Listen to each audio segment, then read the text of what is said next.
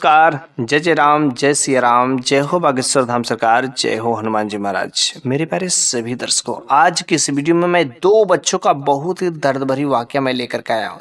यदि आप इस वाकया को सुनेंगे तो आपकी आंखों से आंसू टपक पड़ेंगे, अपने आंसुओं को रोक नहीं पाएंगे कि जब उस माँ ने अपने उन दोनों के दोनों बच्चों को जहर दे करके मार देती। बहुत ही दर्द भरी वाकया है, इसलिए आप इस वीडियो के अंत तक अवश्य बने रहेंगे। मुझे पूरा विश्वास है कि यदि आप इस कहानी के अंत तक बने रहते तो आपको बहुत कुछ ऐसी नई चीजें भी सीखने को मिलेगी। तो बस देरी किस चीज की है ना, चलो इस वीडियो को शुरू ही कर देते हैं। तो एक बार की बात है कि एक माँ जिसका पति तो इस दुनिया से चला गया था, लेकिन उसकी आर्थिक स्थिति बहुत ही खराब थी और उस माँ के दो बच्चे थे। चूंकि वह गरीब थी, उसका पति भी जब तक जीवित था तब तक मेहनत मजदूरी करता, लेकिन एक दुर्घटना बस उसकी मृत्यु हो जाती। अब तो वह माँ ही अपने बच्चों के लिए सब कुछ था। वह माँ जो गली गली घूमती, वह हर घर घर जाकर के घूमती, कोई मुझे कुछ दे दे खाने के लिए, अरे मेरे को ला दे, मेरे दो बच्चे हैं, छोटे छोटे बच्चे हैं। महज एक लड़की और एक लड़का था, और लड़की जो बच्ची थी लगभग 7 साल का, जो छोटा सा बच्चा था लगभग 3 साल के आसपास में था। ये छोटे छोटे बच्चे थे और वह अपने बच्चों का पेट भरने के लिए वो माँ जो गली गली घुमा करती थी, भटका करती, वहां तक वह कहती थी अगर आपके घर में कोई काम हो, कोई भी किसी भी तरीके से काम हो, बस बोल दीजिए मैं कर दूंगी, और उसके बदले बासी हो, सूखी रोटी हो, जैसे भी हो, मेरे बच्चों का पेट भरने के लिए खुद थोड़ा सा भोजन बस दे दीजिएगा। हर दिन यही काम करती थी, अपने नहीं खाती थी, लेकिन अपने बच्चों का पेट अवश्य भरने का हर तरीके से कोशिश करती थी। इसके बावजूद भी उस गांव के लोग, उस जगह के लोग इतने निर्दयी थे कि उस माँ को एक रोटी तक नहीं देते थे। उन बच्चों का पेट भरने के लिए लोग सही से दाना पानी नहीं देते थे। हर तरीके से बेचारी वह कोशिशें तो करती थी, और एक दिन ऐसा ही आया कि वह बच्चों को तो हमेशा खाने पीने की कहीं से व्यवस्था करती ही थी, लेकिन अपने कभी नहीं सही से खाना खा पाती थी। अक्सर वह पानी पी करके ही सो जाती, लेकिन उसका शरीर जो इतना कमजोर हो गया था कि वह उसके बावजूद भी जब तक शरीर में दम रहता अपने बच्चों की रेख देख के लिए वह जो घर घर जा करके जो है बर्तन लेकर के अपने बच्चों का पेट भरने के लिए वह जो मांगती है। और एक दिन गजब की बात तब हो जाती कि जब वह उधर से अपने बच्चों के लिए कुछ थोड़ा बहुत कुछ चावल रोटियां लेकर के आ रही थी, और रास्ते में अचानक उसके ऊपर ही एक बिजली का तार टूट करके गिर जाता है। उसे जोरदार बिजली का झटका लग जाता है और वह वहीं पर इस दुनिया को छोड़ करके चली जाती है। जैसे दोनों बच्चों को पता चलता, भगे भगे अपनी माँ के पास में जाते हैं, लेकिन उसकी माँ तो अब इस दुनिया में थी ही नहीं। वह बच्चे कहते कि अरे माँ, अरे हमको किस हालत में छोड़ करके चली गई, पापा तो ऑलरेडी छोड़ के चले गए थे, लेकिन अब तुम हो, अरे मेरा अब कौन सहारा होगा, कौन मेरा क्या करेगा, कैसे क्या। वैसे इस गांव के लोग, इस नगर के लोग तो वैसे मांगने पर 2 रोटियां नहीं देते, अब मुझे कौन देगा। वह बेचारे कह करके रो रहे थे। यहाँ पर कुछ लोग भी इकट्ठा हो गए थे, कुछ लोग बातें जरूर कर रहे थे कि हाँ वह जैसे तैसे करके अपने बच्चों का तो करे थे, लेकिन अब इन बच्चों का कौन देख देख करेगा, कौन खिलाएगा, कौन पिलाएगा।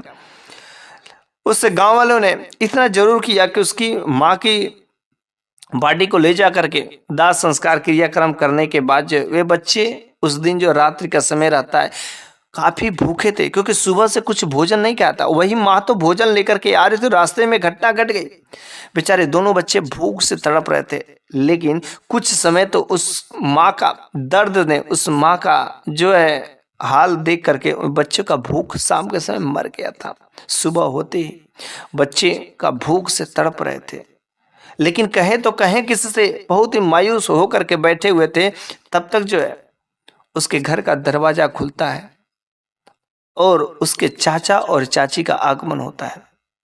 जो कि चाचा शहर में एक अच्छे खासे बिजनेसमैन थे, काफी रईस थे, पैसे वाले थे, क्योंकि वे पढ़े लिखे थे और शहर में शिफ्ट होकर के अच्छे खासे कमाई कर रहे थे। लेकिन उस बच्चे के जो पिताजी थे, बाप थे ना, वह पढ़ाई लिखाई नहीं करते थे, मेहनत मजदूरी के भरोसे ही उनका जीवन चलता था।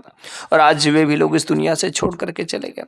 और जैसे ही चाचा और चाची जो कमरे में प्रवेश करते हैं तो चाचा और चाची को देखकर थोड़ी सी तसल्ली जरूर होती है, लेकिन क्या करे, चाचा चूंकि अपना ही खून था, उन दोनों के दोनों बच्चों को गले से लिपट लेते हैं। लेकिन जैसे ही चाची ने देखा, अरे कैसा इंसान, इतने गंदे गंदे बच्चे, और भला देखो ये उन बच्चों को गले लिपट रहे, उन्होंने कहा चाची से कि देखो, आज से ये दोनों बच्चे अपने ही घर रहेंगे। उसने कहा बेटा, मुझे जैसे ही पता चला कि तुम्हारी माँ को अचानक किसी बिजली के झटके से मृत्यु हो गई, तो मैं अपना सारे काम का छोड़ करके जल्द से मैं तुम लोगों से मिलने के लिए आया। बेटा, अब घबराने की बात नहीं है, मैं भी तुम्हारा बाप के जैसा हूँ, चाचा। और अब हमारे पास ही रहोगे, यहाँ से तुरंत जितने सारे सामान हो बांधो और चलो, अब हमारे साथ रहोगे, हमारे बेटों के साथ में रहोगे, कोई तुम्हें दिक्कत नहीं, कोई परेशानी नहीं होगी। बेटा, घबराने की बात नहीं है। उन दोनों के दोनों बच्चे भूख से तड़प रहे थे। शायद वे लोग कहना चाहते थे कि चाचा मुझे जोर से भूख लगी है, लेकिन कह नहीं पाते। लेकिन चाचा ने ही पूछ लिया, बेटा अगर भूख लगी तो बोलो, भोजन वोजन दे, खाना भूख लगी है। दोनों बच्चों ने सर हामी में हिला दिया। बस चाचा उन दोनों के दोनों बच्चों को खाना दिया, अच्छे से खाना खा रहे थे। लेकिन यह रवैया देख करके जो चाची थी ना, वो देखी कि कहीं देखो इस बच्चे की माँ मर गई है, और देखो कैसे शैतान जैसे भूखड़ जैसे खा रहे हैं। इनको ऐसा लगता है कि कुछ हुआ ही नहीं है। अरे लोग, आदमी ने शैतान है, बच्चे की जगह पर शैतान जन्म लिए और ये अपने घर ले जाने की बात कर रहे हैं। लेकिन उस चाची की इतनी हिम्मत नहीं होती थी कि चाचा से कुछ बोल सके। चाचा से थोड़ी डरने वाली जरूर थी, चाचा के सामने नहीं बोलती थी। तो चाचा ने तुरंत जो चाची से कहा कि देखो, इन बच्चों के जो कपड़े हैं और उन बच्चों को चलो समेट लो और हम लोग अपने बच्चे के साथ में चलते हैं। चाची जब उन बच्चों के कपड़े को समेटने जाती है, इकट्ठा करने जाती है, तो सारे के सारे कपड़े इतने गंदे थे, इतने फटिहाल थे, उसको छूने में भी उनको घिन आ रही थी। लेकिन चाचा का चूंकि आदेश था, जिसकी वजह से किसी तरीके से नाहक बंद करके उन कपड़ों को समेटती है और गट्ठर बना करके गाड़ी में रख देती है। चाचा उन दोनों के दोनों बच्चों को ले करके जाते हैं, बाल कटवाते हैं, खिलाते हैं, पिलाते हैं, नए कपड़े खरीदते हैं, सब कुछ फ्रेश करके जब अपने घर में जाते हैं तो चाचा के दो बच्चे और रहते हैं। वे दोनों बच्चे जैसे ही देखते हैं तो उन्होंने तुरंत अपने पापा से कहा, पापा ये आप किस गरीब को उठा लें यहाँ पर, और ये यहाँ पर क्या करेंगे, क्या करने के लिए इनको लाए हैं। चाचा ने तुरंत उन बच्चों को कहा कि देखो, ज्यादा जबान चलाने की जरूरत नहीं है, ये दोनों बच्चे तुम्हारे भाई और बहन है और आज से इस घर में रहेंगे। अगर तुम लोगों ने इन बच्चों के साथ में किसी भी तरीके से बेइज्जती की, कुछ किया, तो सोच लो मुझसे बुरा कोई होगा नहीं। लेकिन चाची अंदर ही अंदर जैसी चाची थी वैसे ही उनके बच्चे थे, वैसे ही बात व्यवहार में। वह चाची अपने चाहते हुए उन बच्चों को देखना नहीं चाहते थे, लेकिन चाचा के सामने कुछ कर नहीं सकते। चाचा हर तरीके से प्यार दुलार देते थे, जैसा अपने बच्चों के साथ करते थे वैसे ही अपने इन जो भतीजों के साथ में खाना पीना, हर तरीके से कपड़े, हर तरीके से एकदम। स्कूल में नामिनेशन भी कराया, नाम लिखवाया, बच्चे पढ़ने भी जाने लगे, बड़े ही बच्चे खुश थे। लेकिन एक बार चाचा को जो अपना शहर छोड़ करके दूसरे शहर में किसी बिजनेस के लिए जाना पड़ा, तो चाचा ने चाची से कह दिया कि देखो, मुझे कुछ दिनों के लिए अपना शहर छोड़ करके बिजनेस के लिए दूसरे शहर में जाना पड़ेगा और मैं जल्द ही वापस आ जाऊंगा, लेकिन तब तक तुम इन दोनों बच्चों को अच्छे से खातिरदारी करना, ख्याल रखना, ताकि इन्हें कोई चीज की परेशानी ना हो, दिक्कत ना हो। चाचा का प्लान बनता है और वह वहां से निकल जाते हैं, क्योंकि वे बड़े बिजनेसमैन थे और अक्सर इनका एक शहर से दूसरे शहर में जाना रहता था, और इस बार उनका लंबा टूर था। अब तो चाचा चले गए, चाची को मौका मिल गया। चाचा के जाने के बाद दोनों के दोनों बच्चे कमरे में खेल रहे थे, और तुरंत जो वह चाची कमरे का दरवाजा खोलती हैं और दोनों बच्चे बिस्तर पर जो पड़े हुए खेल रहे थे। चाची ने तुरंत कहा, चलो आज तक हमने बहुत तुम लोगों का घोटा, और अब कब तक तुम सब हमारे नाक में दम करते रहो, चल चल जल्दी निकल यहाँ से, जल्दी निकलो। दोनों बच्चे बड़े ही देख करके चाची का रवैया देख करके शाक्ड हो जाते हैं, लेकिन क्या करें, चूंकि अकड़ू दिमाग से बोल रही थी, दोनों बच्चे बाहर है। और चाची कहती कि देखो, आज तक तुम लोगों का मैं बहुत ही बर्दाश्त करती रही, क्योंकि तुम्हारे चाचा थे, और अब तुम लोग जब तक तुम्हारे चाचा ने कोई भी ऐसा नहीं, खबरदार अगर तुमने हमारे घर में और हमारे बच्चों के कमरे में प्रवेश किया, तुम लोग यहीं पर आओगे, यहीं पर सो गए। शाम का समय हुआ रहता, दोनों बच्चे भूखे थे और जाते हैं चाची से खाना मांगते हैं। लेकिन जब चाची से खाना मांगते हैं तो चाची कहती कि क्या तुमने कोई काम किया। बेचारी जो बहन थी बड़ी थी, 7 साल की उम्र की थी। चाची ने तुरंत उसे कहा, अरे तुमने कोई काम वाम की, बिना काम काज का कैसे तुमको मैं खाना दे सकता हूँ। ये झाड़ू पकड़ो और तुरंत जाओ, जो है झाड़ू लगा के आओ, बर्तन धुल करके आओ, तब जाके मैं तुम्हें भोजन देती हूँ, खाना देती हूँ। वह बेचारी आज तक इसके पहले कभी झाड़ू नहीं लगाई थी, और जैसी चाची ये बात बोलती है तो उसे झाड़ू उठाती है तो उसे अपने माँ की याद आती है कि चाहे जैसी भी थी मेरी माँ और बापा अगर रहते ना तो मेरे को यही दिन देखना नहीं पड़ता। और देख, मैंने तो आज तक कभी झाड़ू नहीं लगाई थी, लेकिन झाड़ू बेचारी लगाती है। झाड़ू लगाने के बाद आंखों में आंसू ले हुए बर्तन को धोती है। सारे काम काज खत्म करने के बाद फिर से वह बच्ची जो भोजन लेने के लिए जाती है। कहती कि चाची मुझे जोर से भूख लगी, मेरे भाई को भी भूख लगी, कुछ तो भोजन दे दो। बस कहती है कि कुछ देर वहीं पर बैठो, अभी हम तुम्हें भोजन देते हैं। और वो नौकरानी से दिन का बचा हुआ जो बासी रोटी था और कुछ नमक और मिर्च ले जाकर के रख देती है। दोनों बच्चे उस खाने को देख करके बड़े ही चकित हो जाते हैं कि देखो मेरे चाची का कैसा रवैया बदल गई। चाचा थे तो कुछ नहीं, और देखो जाते उनके मेरे साथ में कैसा बर्ताव कर रही है। चूंकि दोनों के दोनों बच्चे भगवान के मानने वाले थे, और वह बच्ची जो भगवान को विश्वास करती थी और वह भगवान से कहती कि हे भगवान, क्या तूने मेरे माँ और बाप को इसीलिए छीन लिया कि मेरे को इस मझधार में ऐसी स्थिति करना पड़े। लेकिन क्या करें, उसके सिवा ऑप्शन भी तो कुछ नहीं थे। दोनों के दोनों बच्चे रूखे सूखे वह रोटी पानी पी पी कर जो निकल जाते हैं, फिर जो है वहीं पर फर्श पर सो जाते हैं। अगले दिन बेचारी वह वहीं पर फर्श पर सोई थी और चाची तुरंत आती है और झाड़ू से 2-4 झाड़ू मार करके कहती तू अभी तक सोई रहेगी, अरे जल्दी से उठ, झाड़ू लगाना है, बाकी काम काज करना है, नहीं तो तुम्हें भोजन कैसे मिलेगा। और इस तरीके से जो है वो बच्ची तुरंत उठती है और झाड़ू लगा करके और उस अपने भाई को वहीं पर बैठा रहती है। पूरा काम काज करने के बाद जो है वह जो है थक जाती है, और थकने के बाद फिर से अपने चाची से खाना मांगने के लिए जाती है। चाची कहती कह रही तुमको नहीं पता है, अरे काम काज कर ली हो तो आज व्रत है और आज भोजन नहीं बनेगा, खाना नहीं मिलेगा, तुम लोगों को उपास में ही रहना पड़ेगा। बेचारी बड़ी ही सख्त होती है, कहती है कि उपासना ही रहना पड़ेगा, व्रत ही रहना पड़ेगा, हम लोग अभी बच्चे नहीं, मेरा भाई छोटा है, नहीं कर सकते। वो कहते कि नहीं कर सकते तो जाओ, जहाँ पर करना निकल जाओ, मेरे को कोई आपत्ति नहीं है, लेकिन आज भोजन नहीं मिलेगा, शाम के समय में हाँ थोड़ा बहुत मिलेगा, फल उलाएगा, लेकिन उस पर भी तुम लोगों की कोई गारंटी नहीं है, शाम तक इंतजार करो। वह जो है अपने भाई के पास में जाती है। भाई कहता है कि दीदी मेरे को भूख लगी है, कुछ दो ना। अब वो कैसे कहे कि चाची ने भोजन नहीं दिया, चाची ने खाना नहीं दिया, चाची ने क्या क्या बोला। तो उस बहन ने अपने भाई को कहा कि देखो, अगर हम लोग जो भगवान के सच्चे भक्त हैं ना, भगवान को मानते हैं, तो आज व्रत है, चाची व्रत करती है, और तुम भी अगर भगवान की व्रत करोगे तो भगवान तुमसे बहुत ही प्रसन्न होंगे और हम लोगों को सही सब कुछ सही कर देंगे। उस छोटा सा बच्चा, उसके दिमाग में तुरंत ख्याल आ जाता है, अरे भगवान को भक्त है, भगवान का व्रत है, तय नहीं दीदी अब मैं भोजन नहीं करूंगा, अब मुझे नहीं चाहिए, शाम को ही मिलेगा ना, शाम को मैं खा लूंगा। उसके बाद शाम भी हो जाती है, मार्केट से वह चाची अच्छे खासे फल फ्रूट सब कुछ लेकर के आती है। बेचारी वह दरवाजे पर वो टकटकी लगा करके बैठी हुई रहती है, अपने भाई को लेकर के बैठी रहती है कि शायद चाची अब मेरे को दे देंगी। चाची के बच्चे भी टेबल पर बैठे हुए हैं, दोनों लोग मस्त से खा रहे हैं, और वह आसरा में लगा करके बैठी कि शायद चाची कुछ ना कुछ तो फल फ्रूट दे ही देंगी। और धीरे धीरे सारे के सारे भोजन समाप्त हो जाते हैं। फिर वह चाची नौकरानी से वो उन बच्चों को खाना भिजवा देती, फिर से वही रूखा सूखा दिन का बचा हुआ रोटी और सादा पानी और उसमें कुछ नमक और मिर्च, फिर से वही घुट करके बेचारे सो जाते हैं। लेकिन आज फर्श पर चाची जैसे ही सोने वाले थे, चाची तुरंत डंडा लेकर के आती और दोनों बच्चों को मार करके उठा देती, कहते कि देखो तुम लोगों के अब इतनी भी औकात नहीं है कि इस घर के अंदर फर्श पर सो, जाओ आज से तुम लोग स्टोर रूम में सोओगे, वहीं पर तुम लोगों को सोना रहेगा। उन बच्चों को ले जाकर के धकेल देती स्टोर रूम में, क्योंकि स्टोर रूम में लाइट भी नहीं था, पूरा का पूरा अंधेरा था।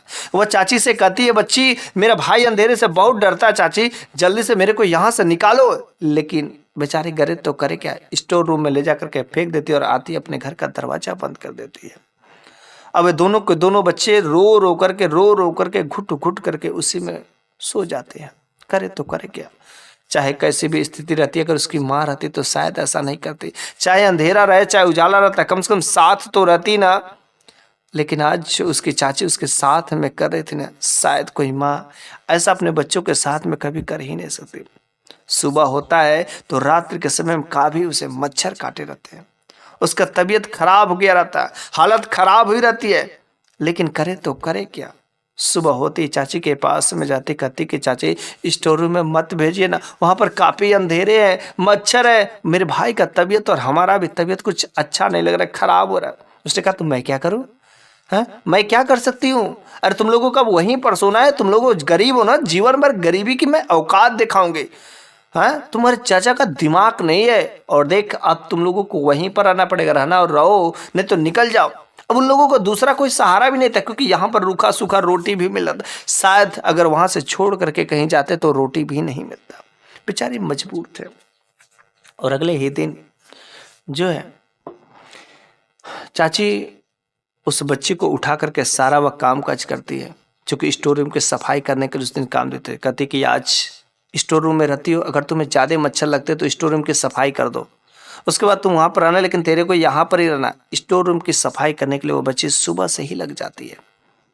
लेकिन चाची उस समय मार्केट करने के लिए चली जाती है। उस घर में जो नौकरानी थी ना, नौकरानी बड़े ही अच्छे दिल की थी, बहुत ही अच्छे दिल की थी। वह इन सब चाची का रवैया देखकर उसे बड़ा ही तरस आता था कि मालकिन को ऐसा नहीं करना चाहिए, क्योंकि दोनों बच्चे छोटे छोटे और हमेशा रूखा सूखा ही देती है। जब वह मालकिन चली जाती है तो वह नौकरानी उस बच्चे के पास में जाती है और कुछ जो बच्चा खुचा अच्छे खासे सामान थे जल्दी जल्दी उसे खाने के लिए देती है। दोनों बच्चे खाते हैं और फिर जो है उन बच्चों को कहती है कि बच्चे तुम सब आराम करो और मैं स्टोर रूम की सफाई कर देती हूँ। बेचारी नौकरानी को तरस आ करके उस बच्ची को बैठा करके खाना खिलाती है और स्टोर रूम का अच्छे से सफाई कर देती है। सफाई करने के बाद जो है जब वो आंटी उस दिन आती है ना, तो कुछ समोसे लाई हुई रहती हैं और समोसे की महक से उसका जो भाई था, भाई ने कहा कि दीदी आज मेरे को बड़ा समोसे खाने को मन कर रहा है, लग रहा है कि चाची ने लाया है, चल ना दीदी चाची से एक समोसे मंगा देना, मेरे लिए बस एक समोसे बस मंगा दे।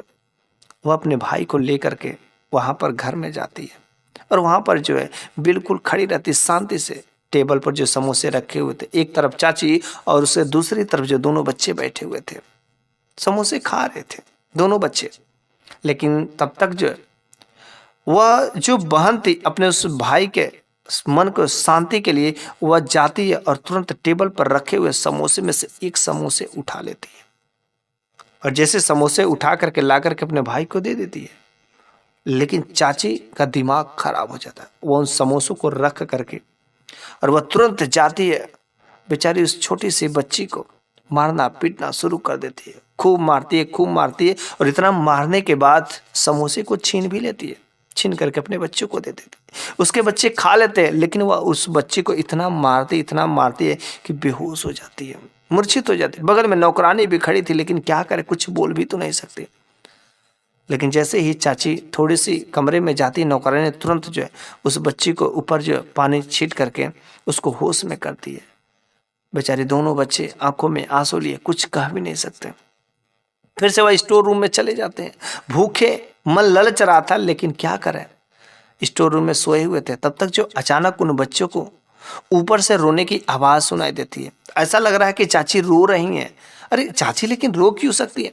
वो तुरंत बच्ची अपने उस भाई को लेकर के जब उस घर में जाती है, जैसे ही घर में प्रवेश करती है तो चाची बहुत बुरी तरीके से रो रही थी। लेकिन जो वह क्या मंजर देखती, क्यों रो रही थी चाची, इसलिए रो रही थी क्योंकि उनके सामने जो दोनों के दोनों बच्चे पड़े हुए थे, लेटे पड़े थे, उनके मुख से कुछ गाज निकल रहे थे। समझ नहीं यार आखिर हुआ तो हुआ क्या। वह तुरंत जो उन बच्चों को हॉस्पिटल ले जाता है, यह खबर जो तुरंत उसके पापा को भी पता चल जाती है। उधर से चाचा भी आते हैं और हॉस्पिटल में काफ़ी रेख देख करने के बाद जो है पता चलता कि ऐसा कई सारे केस उस हॉस्पिटल में आए थे और कई सारे इमरजेंसी केस मिले थे, क्योंकि जो समोसा खाए थे, जिस हलवाई ने बनाया था, उस तेल में 2 छिपकली गिर करके मर चुकी थी, जिसकी वजह से पूरा का पूरा तेल में जहर फट गया था। और उस जहर में जितने भी समोसे पकौड़ी बने थे, जितने लोगों ने खाया, सब लोग जो है भर्ती हो गए थे इमरजेंसी वार्ड में। लेकिन जहर इतना विषैला था कि जो है वे दोनों के दोनों बच्चे हैं आज इस दुनिया में नहीं रहे। उधर जो बच्चे बैठ करके ना भगवान का से विनती करते कि हे भगवान, अरे गलती तो चाची ने किया ना, लेकिन हर जाना क्यों उन बच्चों को भरवा रहे हो। अरे देना हो तो सजा चाची को दे, हे भगवान उन बच्चों को बचा लो। लेकिन क्या करोगे, चाची ने इतना गलत काम किया था, इतना उन बच्चों के साथ में गलत किया था, जिसकी वजह से उनको बहुत बड़ा जो है फल मिल जाता है, जितना नहीं मिलना चाहिए। इसलिए कहा जाता है कभी भी किसी दूसरे बच्चों को, कभी किसी दूसरे को हमेशा जो है हित की नज़र से देखना चाहिए, बुरे नज़र से नहीं देखना चाहिए, उन्हें कष्ट नहीं देना चाहिए। जैसा कि इस माँ को इतना बड़ा जुर्माना भुगतना पड़ा जितना उन्होंने कभी सोचा ही नहीं था। चाचा ने इस सब बातों को जो नौकरानी ने बता दिया कि चाची के साथ ऐसा ऐसा हुआ और ऐसा ऐसा काम करते थे, जिसकी वजह से उन दोनों बच्चों का जो है भगवान का कहर जो है उनके साथ बरस पड़ता है।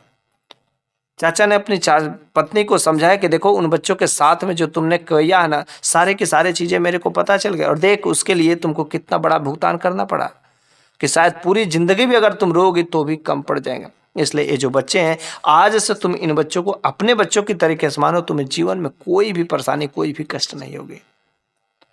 और इस तरीके से अब वे दोनों बच्चे उस घर में चले जाते हैं और उन्हें खूब प्यार दुलार मिलता है, हर तरीके से अच्छे भी मिलते हैं, और वह दोनों बच्चों को अब वह चाची अपने बच्चे जैसे मानती है। लेकिन हमारे समाज में भी कुछ ऐसे महिलाएं होती हैं जो अपने बच्चों को बहुत जानती हैं और दूसरे बच्चों को पराया जैसे बहुत कष्ट देती हैं, लेकिन उन्हें नहीं पता होता है कि भगवान कहीं ना कहीं उन्हें उनका भुगतान करवा ही देता है। तो बस आज की इस वीडियो को यहीं पर मैं समाप्त करता हूं। लेकिन मेरे प्यारे सभी दर्शकों, आज की यह कहानी आपको कैसी लगी है कमेंट बॉक्स में जरूर बताइएगा। मैं अगले वीडियो में मैं फिर से कुछ ऐसे ही नई शानदार जबरदस्त दर्दनाक कहानियां लेकर के हाजिर हूँगा। तब तक के लिए धन्यवाद।